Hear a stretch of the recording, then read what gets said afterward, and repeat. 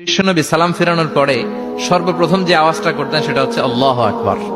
এরপর 3 বার পড়তেন আস্তাগফিরুল্লাহ আস্তাগফিরুল্লাহ আস্তাগফিরুল্লাহ। এরপর আয়াতুল কুরসি একবার। কয়বার? মান ক্বারা আয়াতুল কুরসি দুবুরা কুল্লি সালাতিন মাকতুবা লাম ইয়ামনাহু মিন দুখুলিল জান্নাতি ইল্লাল মাউত। প্রত্যেক ফরজ সালাতের পরে যে একবার আয়াতুল কুরসি পড়ে তার জান্নাতে ঢোকার ক্ষেত্রে আর কোনো বাধা থাকে না, একটা জিনিস ছাড়া, সেটা হচ্ছে মরণ। লোকটা মরে না, তাই জান্নাতে যায় না, মরলেই জান্নাতি। আল্লাহু আকবার।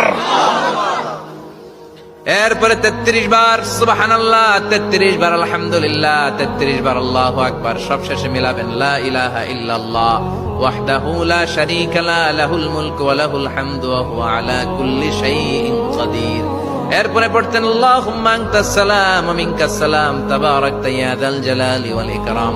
এরপরে পড়তেন আল্লাহুম্মা লা মানিআ লিমা আ'তাইতা ওয়া লা মু'তিয়া লিমা মানা'তা ওয়া লা ইয়ানফা'ু যাল জাদ্দি মিনকাল জাদ। এরপরে পড়তেন আল্লাহুম্মা ইন্না